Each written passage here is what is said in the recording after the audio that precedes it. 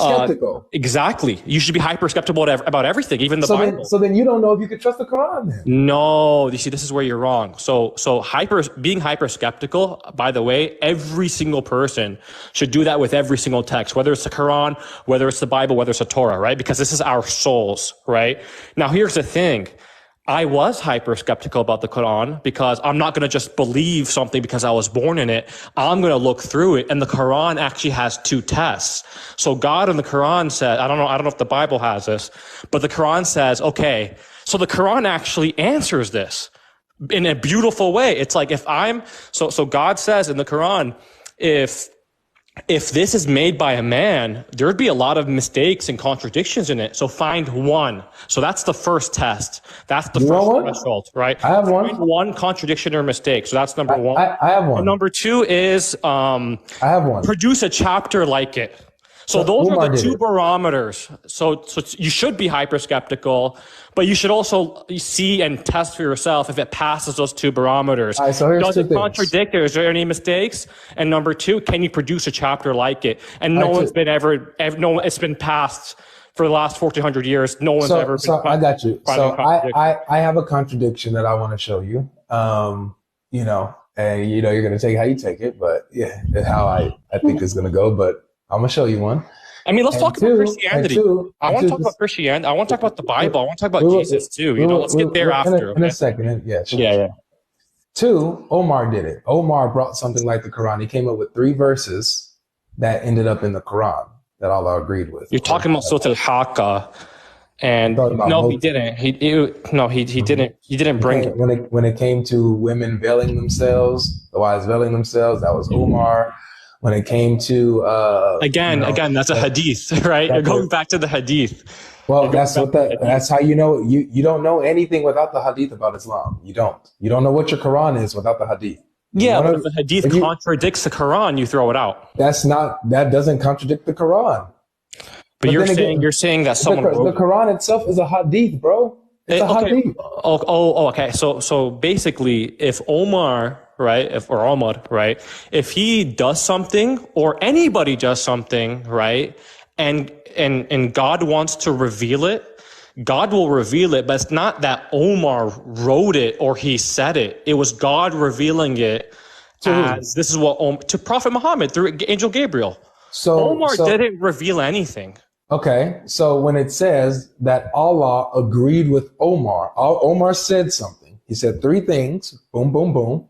And Allah agreed with all those things, and Muhammad says, "Yes, it was revealed to me." Like a lot of Shias disagree with that. So that would mean that Omar would be a prophet, just like Muhammad. No, there's no. You see, this is what people do, and there was a lot of wars after the Prophet's death, and a lot of hadiths were fabricated just to make people look better.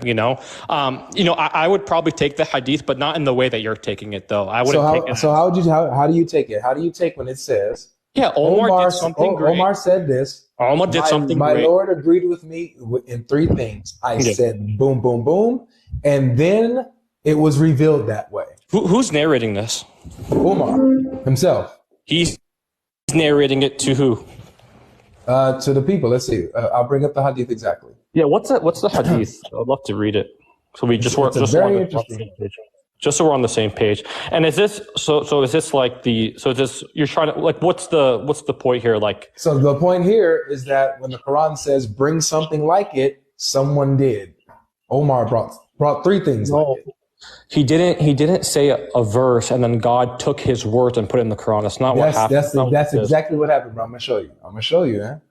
Let me show you. That's exactly what. That's it. Islam is over. You did it, bro. I know.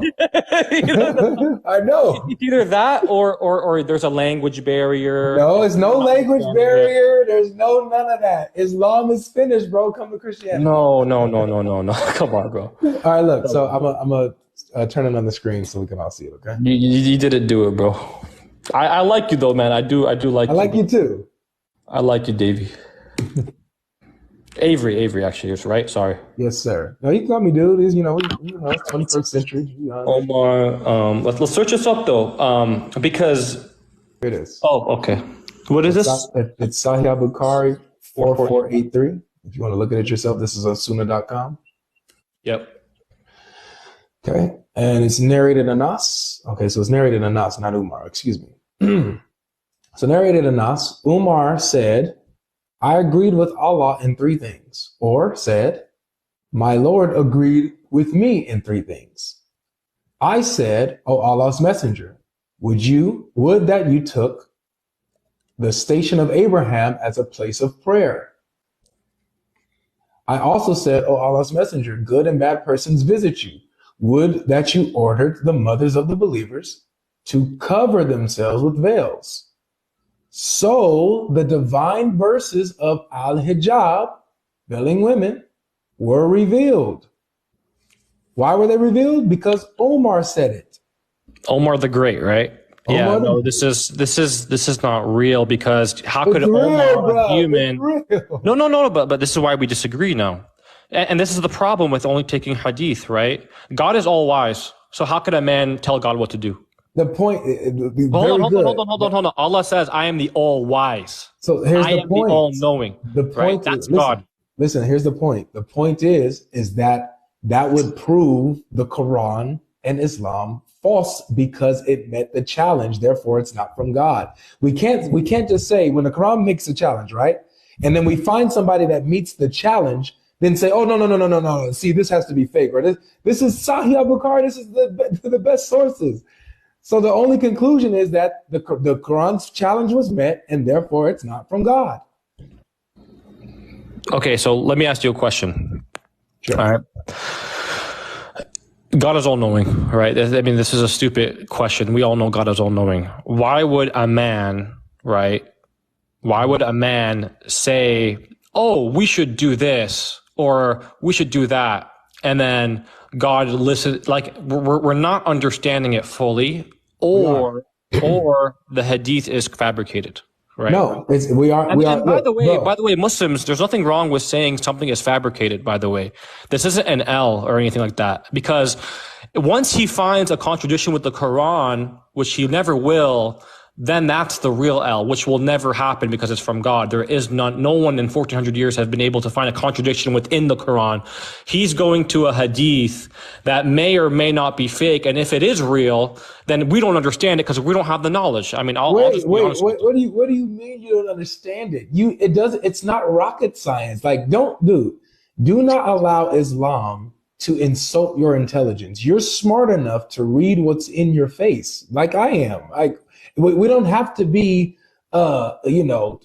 just super Tony Stark geniuses to read this hadith and see exactly what it says. It says, Omar said something, and then so the divine verses of Al-Hijab was revealed. Omar said something, Allah revealed it next. So showing that Omar said three things that were Quran verses. Human. So either no, they're not Quran, brother, not Quran. Brother, not Quran verses. So like, let's say Quran verses, bro. No, it's not Quran verse. It's the reason why the verse was revealed, but it wasn't the words of Omar. Okay, let me show you something. You see this? Okay, look, watch. So let me show you the actual Quran verse, almost verbatim. Yeah. Right? It says, I came to know the Prophet, had blamed some of his wives, so I entered upon them and said, you should either stop troubling the Prophet, or else Allah will give his apostle better wives than you. When I came to one of his wives, she said to me, oh, Omar, does Allah's messenger have what he could advise his wives with, that you tried to advise them? Thereupon, Allah revealed, watch, verbatim, it may be, if he divorced you, his Lord will give him, instead of you, wives better than you. Exactly. So God is the best of planners. So God is the best of planners, and you're reading it in English. So, for example, let's say. Before you go there, so Allah literally quotes what you're reading it in English, brother. You're reading it in English, brother. So that's why. Do you speak Arabic? Yeah, a little bit, but there's a barrier here. So just because Omar had okay, so Omar said something to his daughter, right? Who was No, the not to his prophet's wife. daughters, to the prophet's And by the way, wives. his daughter was one of his wives, the prophet's wives. He's having a conversation with her. God is all hearing. So after Omar, so it's kind of like an activation here. Okay, So Omar activates Allah's revelation. no, it's God is the best. God knows the future. God is planning all of it, right? It's destiny and free will at the same time. God is the best of planners. So God reveals it at the perfect time. Allah reveals it at the perfect time. So because Omar did something, it's not, and God, by the way, God's not quoting Omar He in the poetic way of the Quran. No, God is taking the information and doing it in his words, in his way, at his time. This is actually the perfection. You proved the Quran right here, actually. All right, just hold on a second, okay? Because look, when it comes to our text and it comes to these conversations, we have to be honest with ourselves and with the text. We can't make stuff up. We can't add to the add to the text or take away. We have to take the text for what it says in its context and, address it as such. Okay? We cannot deny what is here. We can't make stuff up. All right? When it says here that Omar said it, and then we literally have the quote, Allah quoting it, thereupon Allah revealed, boom, boom, boom, boom, boom, exactly what Umar just said. So do you think God will stoop to a level of man? Let me finish this, Joe. Mo, sorry. Let me finish this. Go ahead. It's either Umar gets divine revelation just like Muhammad does and is therefore a prophet just like Muhammad is, or where does it say that though? Hold on, where does it say that? Before you even go, where does it say that Angel Gabriel came to Omar? This is my point. My point is that Muhammad claims that everything that comes to him is from Gabriel, from Allah. It's all revelation. That's what Muhammad claims. Well, if that's the case, then Jibril revealed to Muhammad what Omar already had. That's a miracle. Okay, so good. So how would Muhammad know if it wasn't? So how would Muhammad know if he wasn't in the conversation? If it's a miracle, no, he was. He's talking. He's talking to his wife. So how would the prophets or something know at the same exact time? So look, it's simple. It's very simple. But you're not answering my question though. You're just trying to debate. I'm trying to really understand. You didn't let me get my point out though. Go ahead. It's either Omar is just as inspired as Muhammad is, or Omar is not inspired and has this verse in his head, and also Muhammad is not inspired, and they're just men making stuff up, or Muhammad is just making stuff up based on. You're not getting it, brother. You're not getting it. No, you're not getting it, bro. Okay, so first of all, Omar's not inspired. That's not what this means. Okay, that's not what this means. How could Omar be inspired? He's not a prophet, dude. Like, how is that even on the table, bro? Come on. Like you said, we have to be honest, man. So then he shouldn't be being able to reveal verses that he's not revealing verses. So something is happening in person, right? In one place of the world. And then the Prophet Muhammad is getting like a Wi-Fi signal from Angel Gabriel, from God, about what's exactly happening. It's God's revelation on what's happening. And this happens so many times. Like some people, like for example, something happened in the mosque. A man was giving charity while praying, okay?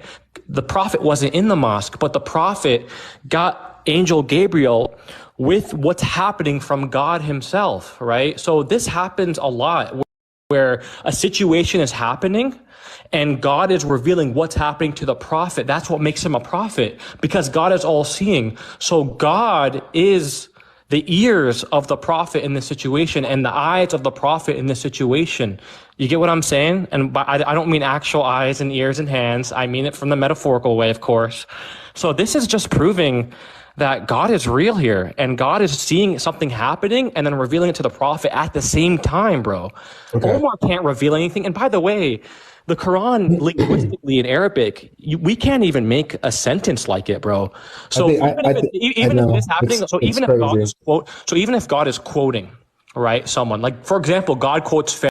The way the Arabic bounces off my tongue and the way that it's orchestrated, So basically, أَنَا رَبُّكُمُ الْأَعْلَى, Pharaoh is saying to his people, You I got to am get to your God. point. You got to get to Right? your point, bro. Yeah, the point is that nobody could make anything like it. So the point is God could take a quote, but he'll take the quote and the information and he'll put it in a miracle way to where nobody could actually reenact that. Nobody could do it from their own mind. So Except when we read that Umar said literally, when I came to his wives, or I'm sorry, I came to know that blah, blah, blah, blah. And this is what he said: you should either stop or else Allah will give his apostle better wives than you. And then thereupon Allah revealed, it may be if he divorced you, his Lord will give him instead of you wives better than you. It's literally what Umar said. You can't, there's no way around this, bro. But not in Arabic. In English, but not in Arabic. Okay, sure. All right, we can move on though. Wait, why are you saying sure though? Like, I'm serious. Like, I know you're serious. I'm sorry, though. Like, we have two different positions on this. It's your position is clear to you, mine is clear to me. Got to move on. It's all right. But you're reading it in English, brother. Sure. I mean, I guess. Do I need to know? I need to know. You have to learn Arabic. You have to learn Arabic. Do you know Arabic? Do you know Arabic? It's not my first language. I had to learn myself. If I pulled this up in Arabic, would you able to read it? I would read a little bit, but I'm not a scholar. I'd have to go to the people of knowledge. So I'd probably go to the people who would explain it to me in Arabic exactly. Okay, sure. So how about this? Yeah. How about this? Just take that hadith, take it to someone that you trust, and ask them to explain that to you. Okay. I mean, the thing is, I don't have to know Arabic to really understand what's happening here. Oh. That's what I'm saying. Like, it's that obvious to me, but to you, I guess the Arabic would make more sense to you. Because why would the Arabic make more sense to me? Why would the Arabic make more sense to me when I don't speak it? I see what's written right there in my face, and it's clear to me what's happening. But you think God is taking but you read the same thing, and you're saying you don't need to know the Arabic to come to the conclusion, but I do. What? What do you mean? Let's just move on to the next point, bro. Let's move on. I want to show you the contradiction. Again, this is a hadith. It's not even in the Quran. So, well, it's your history. You can't deny it. If you reject the hadith, if you want to become Quran alone, then become Quran alone, like my friend Proud Muslim. He doesn't have to face these problems. Nah, I'm not Quran alone. We're not Quran alone. I only deny any hadiths that contradict the Quran, and I don't care about anybody because I don't follow crowd. I follow the Deen Allah and the Quran and authentic hadith, not Sahih. Even if it's Sahih, if we deny, we are contradict the Quran. Exactly. I said the same exact thing. Mm-hmm. Yeah, and when we see that the hadiths that we brought actually don't contradict the Quran, then we're still in a pickle here. We're still left with Allah having body parts and Umar coming up with 3 verses in the Quran. I don't know if you're ready for something. I'm even here for question and answer, me and you. You ready? You have a question? No. I said, you want to go with question and answer with me? Sure. Okay, we're going to do Bible, Quran, right? Well, I like to stick on one. So if you want, no. I like to stick on one topic. So if you want... No. Actually, I prefer...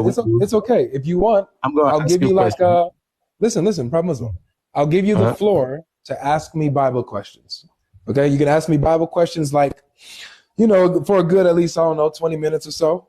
I have one. And then we'll I don't want to take you 20 minutes like that. I want to do, okay, you don't have much time to spend today? No. What I'm saying is, listen. What I'm saying is that doing question and answer like that, switching off like that is not productive. I don't like that. So I like to stay focused on one type of flow. If the flow of the conversation is on the Bible, then we'll do that for quite some time, and then we'll switch. So if you want to start with the Bible, I'll allow you to start with the Bible first. I prefer we do this.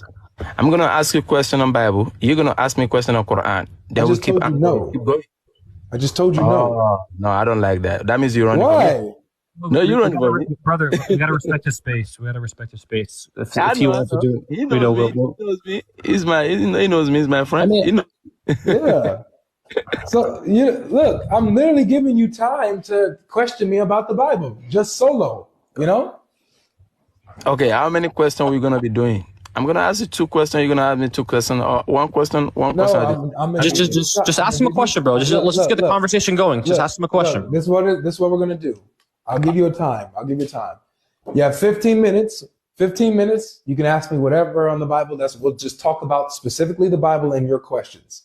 Then after that, we'll switch to Islam and the Quran, and then keep going like that. Fair? I don't really like that. I prefer one question at a time. One question at a time. It's either take it or leave it, bro. But I don't know why. But I don't know why some people don't like that. Though. But I love it. I could ask a couple questions, by the way, on the Bible. I don't have the verses on me, but maybe you know the verses, so we don't like. I don't want to go have like a quote. You get what I'm saying? For example, I got thousands of Bible verses on my head right here. Yeah, but let's not make it like this. We're brothers, man. Like, it doesn't have to be this way. You know, let's do it in a nice way, in a conversation way, in a fruitful way, and let's try to get to the truth together, man. You know, let's not do red versus blue. You know, Islam versus Christianity. That's not productive, man. So look, before we get to the Bible, I had a contradiction that I wanted to show you, and then we can go to the Bible. You can show me. You're gonna ask me a question about the contradiction that you think that is contradicting. Ask me a question, and I'll answer you about it. How about that? Sure. Okay, go ahead. So that chapter 35, verse 18. Okay, the first one is chapter 35, verse 18. Alhamdulillah, Surah Al-Fatr, verse 18. Yeah, no one can bear another person's burden, like their sins. Okay, chapter 5, verse 18 said, and no bearer of burdens, burden of another, and if a heavily laden soul cause another, it lose nothing of it. We carry, even if you should be a close relative, you can only warn those who fear the Lord unseen and have established prayer, and whoever purifies himself only purifies himself for the benefit of his soul, and to Allah is the final destination. Okay, which one contradict this? What did you understand from that? Okay, Allah said, and no bearer of the burdens will bear the burdens of another, meaning that everyone will, inherit, we surely be given according to what he did or she did in this life. And if a heavily landed soul cause another to carry some of a load, nothing of it will be carried by any other person, meaning that everything that you do is yours. So which one contradicts this? This makes perfect sense until the first sin that the Christians believe. But other than that, like from a realistic perspective, like from you, Avery, like your sins, like you don't want the sins from someone else, right? So it makes sense from everything except for what you guys believe in with the first sin. So I think that's why you have the problem, right? So we understand that this verse is very clear that no one can bear the burdens of another, even if it was a family member, someone heavy laden. No one will take that laden. No one will take that load. You bear your own, period. Sins. You bear your own sins. Yeah. All right, good. All right, we got that. Now, go to chapter 16, verse 25. Okay. So Nahl. Chapter 16, verse 25, right? Mm-hmm. Okay. It says, okay, let's read the full context here as well. So maybe the verse before and the verse after. Oh, yeah, sure. That's normal. And when it said to them, what has your Lord sent down? They say, language of the former people. Okay. Asatir al-awwalin, yeah. That they may bear their burdens in full on the day of resurrection, and some of the burdens of those whom they misguide without knowledge. Unquestionably, evil is that which they bear. Yeah, makes sense. All right. So this says, it's very clear. I think all three of us understand what the verse said. That a person will bear their own burdens in full and as well as the burdens of Yeah. others of whom they misled without knowledge, right? That's also, yeah, It's in the that's middle of also the the. sentence. Okay. You're in the middle of the Please, hold- sentence also as well. Hold on, So, brother. Hold on, brother, please. This is not even contradiction. Let me explain it. This is telling you that, okay, now, I did something. What that means, this verse is telling you that the person is bearing the burden of what he did by himself, because he's the one that make them misguided, not them that did it by themselves. So it's the same thing. It's not contradictory. all right, does it say that he bears his own burdens in full? Oh yeah, he's bearing the burden. his So, he bears all of his own burdens, right? Yeah, Oh yeah. yeah, the Does burden. it also say as well as some of the burdens of others? That is that his he work misled? as well. That is his work as well. Okay, for Wait, example, no, it's not. Wait. It Yes, says that yes, just yes. slow down. Accurate. It says that he bears. I got you. It says that he bears his own burdens in full. So all of his own burdens he bears, right? Yeah. Oh yeah. And then it says as well as some of the burdens of others that he misled without knowledge. So Oh yeah. the people that he misled, Oh he will yeah. also bear some of Yeah, their yeah. burdens So, as so well, it's correct? a multiplier for you. So, for example, you know how Cain and Abel, how one of the brothers killed the other brother, right? He was the first. That was the first time murder happened on the earth. So he will get right the sins of like because he established that on earth. So, for example, the devil, right, when he goes to hellfire. He's going to have mountain of sins, right? Mountain of sins. Even if he's not doing it, he's the one misguiding people. So the people who are misguided will get the sin for themselves, but Satan ultimately still gets the sin as a multiplier because he had a big effect in it. So according to the verse, the person who misleads someone bears their own sin and then also takes on some of the sin of the person that they misled. No. It's not taking away sin from them. Hold on. I can explain it. He's not taking away sins. It's just being added to the guy who was misguiding all these people. So will he be bearing other people's burdens? No. He won't? He won't be bearing other people, like taking away. Wait. It's simple. Does it say that he will be bearing? No, you're not understanding it in the way that it's supposed to be understood. It's simple. Just answer. Will he bear the burdens of some others without taking away their burden? No, it doesn't say without taking away their burden. It literally says he will bear the burden of others that he misled. Correct? Yeah. Hold on, please. You see, first of all, Allah says something in Quran chapter 2 verse 269. Sorry, okay? Hold on. Just give me 1 second to prove something right quick. I just need an answer. Oh, yeah. I've already answered you. I can answer again. But what I'm saying, does it not make sense, though? My question is very simple. Yeah, I'm coming. Does the verse say I've already answered the person will bear the burdens of others? Oh, yeah, I'm coming. Yeah, so let's put it into a practical example. Stop. Hold on. I don't put it need into a an practical example. example. I don't need an example. Well, you're not understanding it. I'm so no. perfectly understanding of the verse. I don't No, need you're an not. example. I You're don't not need an understanding example. it, bro. I don't need an example. Okay. So Let me. it says, please. So it says that they will bear their own burdens in full. So everything that they've done wrong, Yes. they will bear their own burdens completely. Everything that they've done wrong, including misleading someone, that's a burden that they've done, and they will take it on. Then it says, as well as some of the burdens of those that they've misled without knowledge. What was the So first they will verse? bear their own burdens, and they're taking on burdens that are not their own, but they're taking it on because they misled these particular people. What was the first verse? The number? I just want to see if the word burden is the same in both verses. 35:18. 35:18. It says it in multiple verses. Okay? So according to the other verse, according to the other verse, no bearer of burden will bear the burden of another, even if his burden, if he was heavy laden, and somebody asked or whatever, it will not be put on someone else.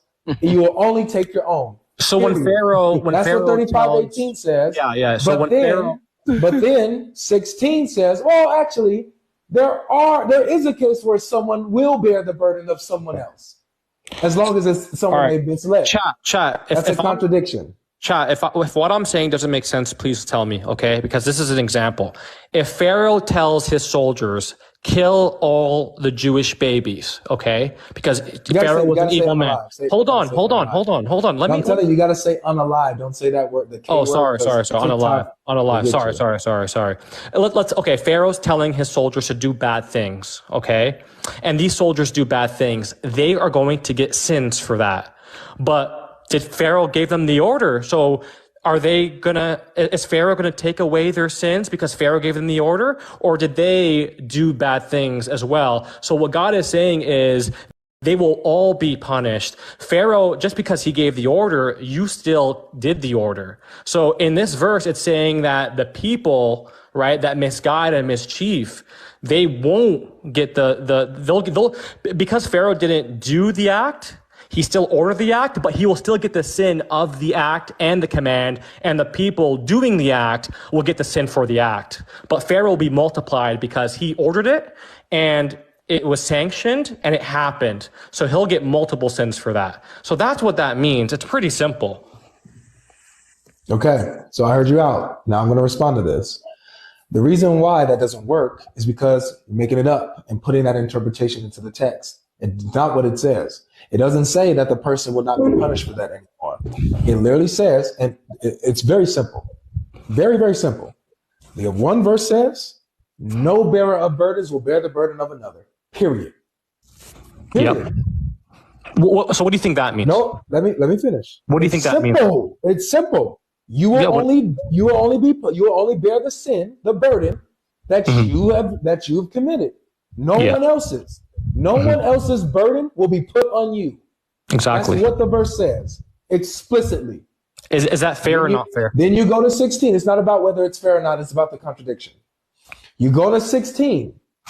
In 16, it says, oh, well, actually, a bearer of burden will bear the burden of another that they've misled. So one says, no bearer of burden will bear the burden of another. The other verse says, yes, a bearer of burden will bear the burden of another if he misled them. That's a contradiction. No matter how you interpret it, it's a contradiction. However you make sense of the verse, and I understand you making sense of the verse, the point is that they are bearing burdens of others. The other verse says it won't happen. Okay. Yeah, so like I said, I answered the question already, but I will answer it again, okay? First of all, Allah says something in Quran chapter 2, verse 6 to 69. Allah said he gives knowledge, the wisdom to whom he wills, and whoever he has given the wisdom to understand this Quran, certainly he has given him much good things. And none will understand this Quran except illa ulul albab, except they understand the people, right?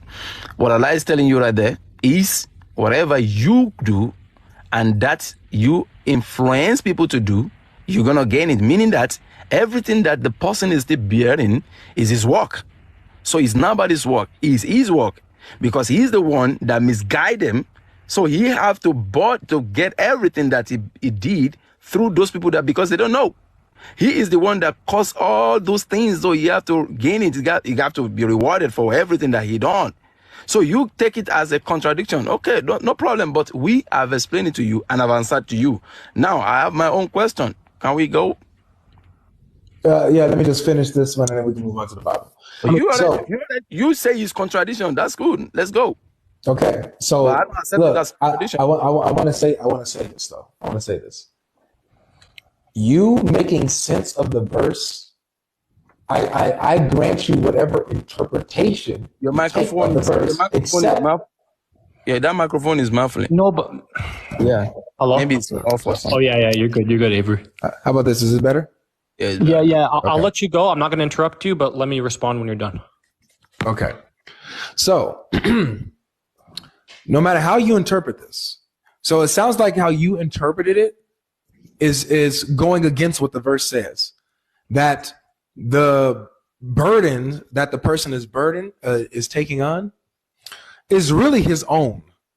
It's his own because he misled the person, and so the work of misleading and the things that they do, it's his work, so he's bearing his burden. It's not really the other person's burden. that he's bearing. It's really his own. That's not what the verse says. The verse says, and this is why I love 1625 specifically.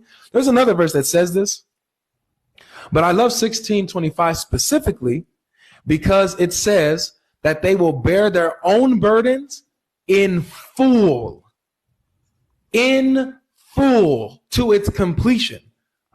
So whatever work is a sin that's attributed to them, misleading the person, whatever, that is going to be attributed to them, and they will take it on in full, completely. So the amount of burdens that person committed, they are taking it on in full. But then it continues, and it says, let him finish. Let him finish. Then it continues and says, as well as. So in addition to the completion of their own burdens, they will also bear the burdens of others. So these burdens are not their burdens because they're bearing their own burdens in full. Now they're also taking on burdens of others that they misled. Okay. So if you want to say that's fair and all that kind of stuff, cool. I don't care. It's not about that. The fact is that they already are bearing their own burdens in full. Great. Yeah. And then as well as taking on other people's burdens that they misled. That's a contradiction. Okay. While the other verse says, no bearer of burdens. Nobody who bears burdens will be bearing the burdens of another. Period. It's a contradiction. You don't know. Do you want to go, Proud Muslim, and I'll go after you, or do you want me to go? Okay, we're gonna say this, and I'm gonna continue saying it, but he can never get it because he's not a Muslim, and I'm not a believer. No, don't say that. Don't say that. I'm not a believer. I need to be a believer in order to understand the verse. A non-Muslim should be able to get it. You can't get it, bro. What are you talking about, bro? It's our fault. I can't get it, man, because I'm not a believer, Habibi. Hey, hold on. No, I'm a Muslim. I submit, but I'm not a believer, Holmes. No, I'm coming. No problem. I'm coming, bro. You know why he can get it, okay? Listen to me. You say he can get it. He can never get it, bro. Take it easy, okay? Muslim brother, take it easy. Allah subhanahu wa ta'ala, he gave the Muslim the Quran, right? So whoever, listen, Allah says something in the Quran, okay? In their heart, there's disease, okay? When there is disease in the wrong heart, definitely. I am offended. Brother, we can't say that because we don't know what's in his heart. You can't say that. Now we don't know. We don't know what's in his heart, okay? We don't know what's in his heart. I am appalled that you would say such a thing about He's a great man. He's a great man. No. To me, it's not a great man. To me, that's you, okay? So let me tell you something. This is the thing that how dare you? You know that you can't deal with me. You know that. How dare you? Brother, how do you expect to bring him to Islam? Exactly. How do you're tainting your dawah right now, bro? No, but he brings up a good point, so let's actually answer it because we could easily answer this, I think. God. Hold on, please. You see, before I started, I said you're gonna bring up a question from the Quran, then we answer you, okay? Is it that you take it or leave it? Then we ask you a question from your Bible. Is it that I take it or I leave it? That is me. I can't force you to accept my answer. Neither you can force me to accept your answer. Okay? So if you want to really do something really really good, then you ask question. We answer you. You can rebut the answer, whatever you like. Yeah. Okay. Avery, Avery, let me give you a parable, and then I want you to reread the verse with this in mind, okay? Please, can we do it? By the way, you have a beautiful smile, brother. Beautiful. All right, listen. So adult sites, right? Let's talk about adult, because I don't want to say the word. I don't know if TikTok's allowed, but I'll say adult sites, right? X-rated. It's haram in Christianity, right? It's haram in Christianity, right? Yeah. Okay. Now, let's say one person, a man, he engages in this website. It's a sin, correct? Yeah. And he will have full burden of the sin, right? Only him, because he did it. Okay, now the person who made the website, he will get a sin for making the website, but do you think that another sin won't be added on for everyone that watches his website that commits into sin? Now reread is that his sin or is that the other person's sin? It's so the other person that was engaging in the site, he has his own sin. Okay. Nobody will take away that sin, or nobody will lift the burden. He messed up. He was engaging in this website. He has a sin. But the guy who made the website gets the sin for making the website and gets the sin for facilitating the website to allow that other guy to do the sin. So that's what this verse means. This was about paganism, bro. People that made the idols, and they could have passed away, and then it's like other people, they see an idol, they start bowing down. So the people bowing down get the sin, but the other guy who died gets the sin for making the idol, and he gets another multiplier sin for every single person who does the paganism with his idol that he built. That's all this means, bro. It's not like we're taking away people's sin. It's not like some bank transaction, wire deposit. No. Let me ask you this. So that's what that means, all right, bro? Let me ask you this. And could people stop being disrespectful, please? Forget the comments, because this is the internet. This is TikTok. It's toxic here. Like, you gotta just this is humanity, bro. You gotta blat it out, bro. You gotta just focus on us. Well, I hope that made a little bit more sense to you. You know, because listen. I understand your analogy. I even understand what Proud Muslim was saying. I get it. But I'm showing you where it doesn't connect, where it doesn't fit the verse. Okay. It's the English. So look, I'm gonna go with your same analogy. Let's go with the paganism. Let's go with the paganism one. Okay. Man creates a statue, encourages others to commit idolatry. Others begin to commit idolatry because of this man's statue that he built and his encouragement. Okay. Boom. Now, his sin is creating the statue in the first place, right? Okay. His sin also is encouraging others to worship the idol. All right. Okay. Yeah. All right. So those are his sins. Now, the people that listen to him and worship the idol themselves, when they worship the idol, is that their own burden or is that his burden? It's both. So they don't share a sin.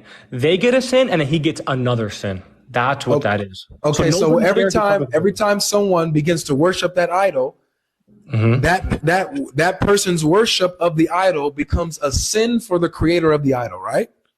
Yes. And if I could just add something too, it goes the other way. So if I build a well and I die, right, I actually get good. Let's stay here. Hold on. It's the same thing though. It's positive, negative. If I die and I build a well, let's keep it simple. Let's stay with this analogy. Yeah. If I build a well, people drink from it. I die. I still get good deeds. I still get good deeds even after I die. Okay, no worries. Let's stay with the analogy. Just keep it simple. All right. Okay, fine. So I don't know if it was confusing. So if the person who worships the idol, the person who did the action, let's say I'm the one who created the statue, okay? Yeah. I am not a proud Muslim who began to worship the idol because of me. He worshiped the idol. I did not worship the idol. I misled him, though, to worship the idol. So the misleading of him to worship the idol is my sin. Now, him actually worshiping the idol, is his sin, right? It's his sin and your sin. Okay, so that means I got you. So his burden, I will be bearing some of his burdens as well as my own. No, correct? It's one sin and one sin. It's not like half. My question is this: whose burden is it? Whose sin is it? It's everyone's for themselves. They're individual. You get the sin for building the idol. You get the sin every time someone bows down to the idol, and they get the sin for bowing down to the idol too. Is it is bowing down to the idol my sin or the person who bowed down? It's my sin for bowing down on my book, and then it's a sin on your book as well. Another sin for putting the idol there. So the burden of you bowing down gets put onto me because I created the idol for you to bow down to. Then I would have no sins. Exactly. So according to the verse, that doesn't make sense. So look, according to the, I know. That's the part. That's the part with but whether it makes sense or doesn't make sense, it's a contradiction. No, it's not. Because the verse says that I will bear my own burdens in full. So misleading you to bow to the idol. Yeah. That's my burden, right? You can't share sins. Yeah. Okay, so you can't share sins. Exactly. You cannot. You just thank you. You can't share sins.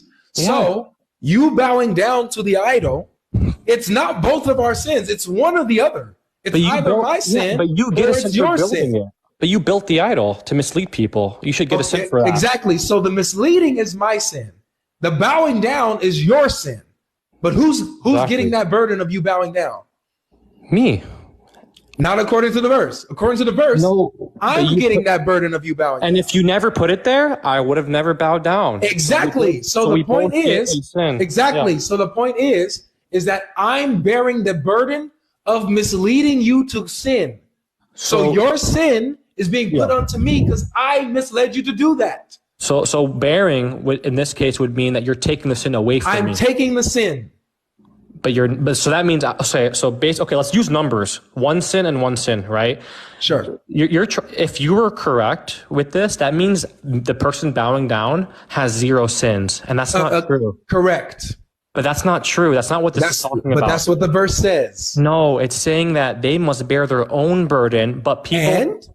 Yeah. So this is people bowing down, and people who are misguide others. No. Look. It does not say that the people who are misled will bear their own burdens. It doesn't say that. It says that the misleader will bear the burdens of the misled.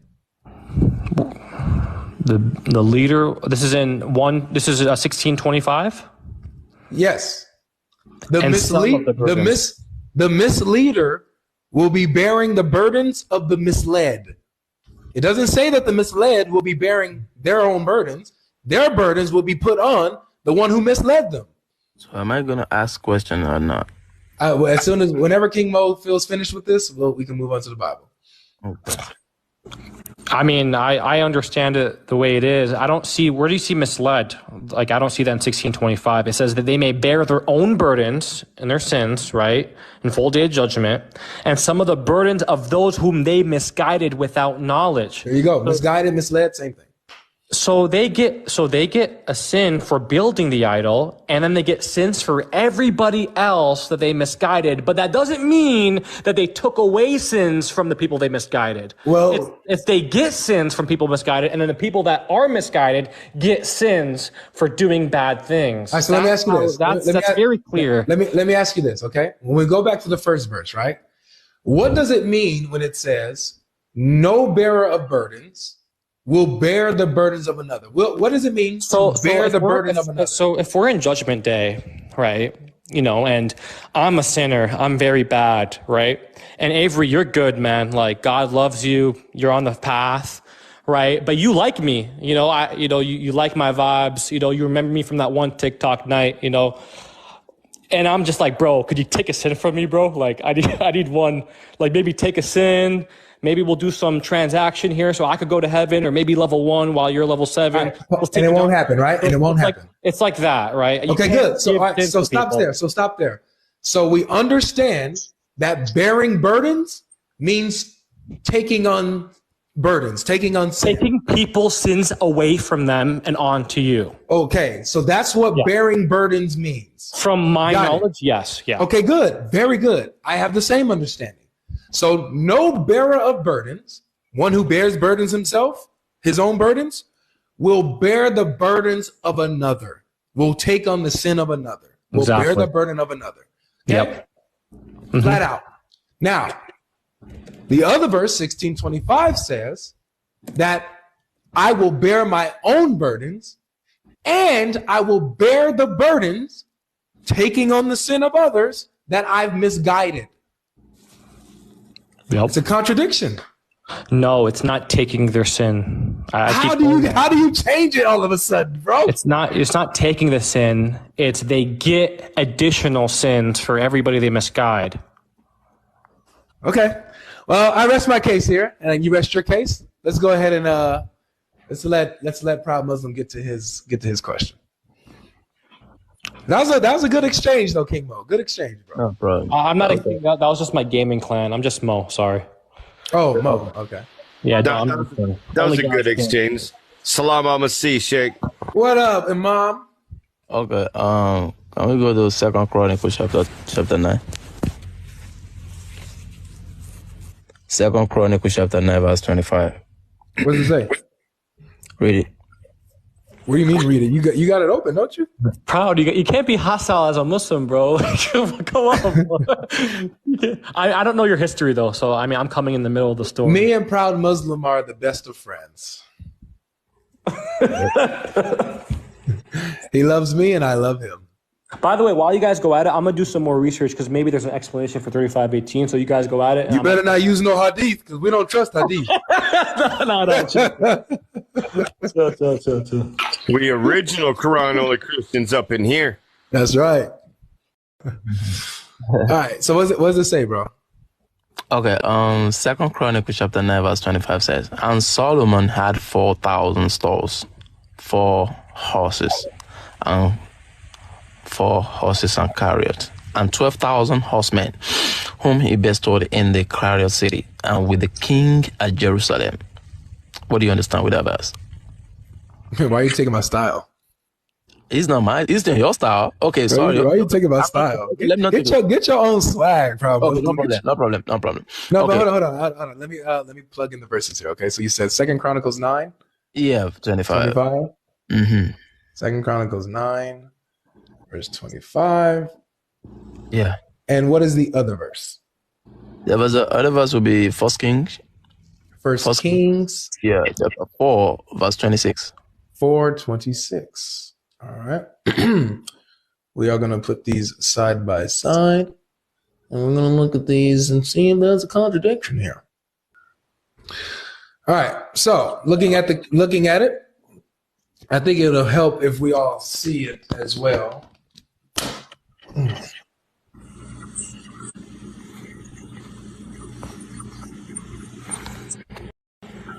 All right, everyone. You are about to get your first class of Reading Comprehension 101. You ready? Okay. So the first verse that he brought to us is Solomon had 4,000 stalls, 4 horses and chariots, and 12,000 horsemen, whom he bestowed in the chariot cities and with the king at Jerusalem. Okay? He had 4,000 stalls, 4 horses and chariots. Almost like how Allah doesn't pray to, but prays for Muhammad. He had 4,000 stalls, 4 horses and chariots. Okay? Pay attention now. In the other verse, it says that Solomon had 40,000 stalls of horses for his chariots and 12,000 horsemen. So 4,000 and 40,000, what happened? These are talking about 2 different things. No. One says that he has 4,000 stalls for horses and 4 horses and chariots. Is it different people? Did you want me to answer? Or did you want me to answer or what? Matter of fact, do you want to like just lay out your argument and then I answer, or what do you want to do? Because you're trying to twist it. You're trying to lie like that. You let me know what you want to do. The point is now listen. Okay. I'll listen to your argument, and then I'm gonna answer you off after with no interruption. Okay. Okay, no problem. All the right. question is, how many people are we talking about here? Is it 2 Solomon or 1 Solomon? Is it 2 Solomon or 1 Solomon? Is that really your question here? That's the first question. This is getting funny logic. Yeah, What? yeah, man. Look, problem is, listen, bro. I want you to make your case here because I was literally in the middle of answering you, but then you cut me off. So it sounded like you wanted to make your full argument before I answered you fully. So I'm going to let you make. I'm gonna let you make your full. I'm gonna make you. I'm gonna let you make your full argument, and then I'll give my answer. Okay. No problem. So The first one says Solomon had what? 4,000. The first one says Solomon had 4,000. Okay, 4,000. That's what we see in Second Chronicles chapter 9. 4,000 what? 4,000 stalls for horses and Got it. chariots, right? Yeah. 4,000 stalls for horses and chariots. Mhm. Then when we get to 1 King chapter 4 verse 26, it says Solomon had 40,000 stalls for horses. Of, not for, of. What are you talking about? Do you not see it? It says stalls of horses. The other one is for. He has stalls for horses and his chariots, while this one says 40,000 stalls of horses for his chariots. That's contradiction. No, it's not. These are saying two different things. Let me tell you why now. Can I answer you now? Two different things as how? That's a contradiction, bro. I'll show you. Are you ready for the answer? Go ahead. Thank you. So contradiction, ladies and gentlemen, is A and non-A at the same time. So literally you have two different statements here. It's not even the same statement, not even the same of the opposite statement. You know what I'm saying? So it fails in that category as a contradiction already. Not like what I showed you guys where one says none can bear the burdens of another, while the other says some can bear burdens of others under a condition. That's a contradiction. Two completely opposite things of the same thing. While here you have two different statements, not even saying the same thing. It's not A and non-A. Okay, this is A and B. Okay, so for example, just going through this, the sentence is not the same here. Solomon had 4,000 stalls for horses and chariots. So he has 4,000 stalls that holds his horses and his chariots. Okay? Together. This one says Solomon had 40,000 stalls of horses for his chariots. So you have 4,000 stalls that hold horses and chariots, but then you also have specifically the stalls of horses alone for the chariots. So that means that each stall that has the chariot, there's 10,000 horses in each stall. And all 4,000 stalls, these 4,000 stalls, it's holding 10,000 horses each. You don't? There's your answer. Bro, so you trying to turn around the contradiction, right? Okay, no problem. I'm not going to question you. Go ahead. No problem. Go ahead. Sure. I'm glad you could get your answer today. Can I see if I understood that properly as well, Logic? Yep. So basically, the two verses do not contradict because they describe different type of stalls. The stalls in 1 Kings 4:26 were of horses, which were used for chariots and by horsemen.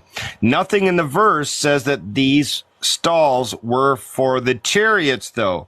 Correct. On the other hand, the stalls in 2 Chronicles 9:25 were for horses and chariots. Correct. Such a stall to house both horses and chariots would not have been as numerous as stalls to a house just as horses, because there is always a smaller ratio of chariots to horses. In fact, 2 Chronicles 1:14 says there were 1,400 chariots. Hence, it makes sense that there would be the description that we have, of course. So it seems like I picked up on it correctly. I think everybody else did too. So that's a clear contradiction, but no problem. So you won't bring this up to another Christian, right? What? You won't bring this up to another Christian, right? You got your answer today. I would definitely. I don't have the answer. Let's go. You do have the answer. No. I don't have it. Okay, so why would you bring this up to another Muslim after you just got a response today? Because they don't get it, but you don't get it. Okay, so tell me, what can you tell us where my answer is flawed? Okay, thank you. He said Solomon had 40,000 stalls. How many stalls does he have right there? In that 40,000 stalls of horses. 40,000 of horses. Stalls of horses. What is the stalls of horses? It's stalls that hold the horses only. And what's the other one? The other one holds stalls. The other stalls hold horses and chariots at the same time. Okay, so these are two different categories of stalls here. Okay, Solomon had 40,000 stalls of horses, right? Correct. Okay, now for his chariot, right? Not for his chariots. For his chariot. For his chariots, he has, so for the stalls and for the horses and chariots, he has 40,000 of those. 40,000 stalls that hold horses and chariots together. So that would mean that there are 10,000 horses in each of these stalls. Okay, Solomon had 40,000 stalls of horses for his chariot, right? No. Oh, yeah, yes, exactly. And 12,000 horsemen, right? Yes. Okay, now when we get to Second Chronicle, right? Chapter 9, verse 25, he said, Solomon had 4,000 stalls for horses and chariots. Correct. That's a contradiction, bro. Tell me how. What are you talking about? Where's the contradiction, bro? Wait a minute. Listen again. He literally said it properly too.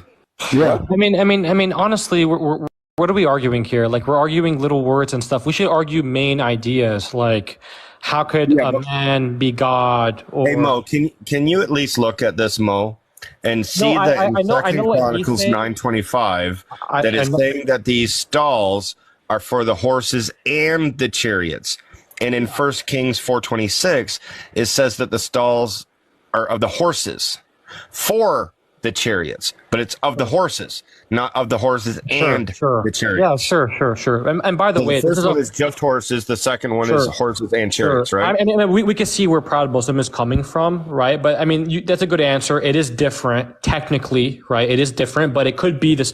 By the way, it could be the same. There is a chance, but there's no chance. We're reading. We're looking at it. There's no chance. It's not even. It's just an argument. It's not. Listen, this is a friendly reminder that God is watching us right now. It's not about who wins the debate. It's about the integrity that you uphold, guys. So let's always be respectful here. And the tone is really because let's have a discussion. Yes, okay. I agree. So, the integrity of sticking to the scripture and being honest with what it says. Okay. Proud Muslim, do you have any last things? I mean, maybe you could agree to disagree here, or do you want to move on to something else? I don't agree with that. Let's move on. Okay, so God, we all know that Jesus in the Christian faith is God, right? And the Son of God, right? At the same time, correct? No. He got to ask a question, and then I ask questions. No, it's okay because we already asked. Okay. I asked a lot of Islamic questions already. So when Jesus is on the cross, right? When Jesus is on the cross and he said,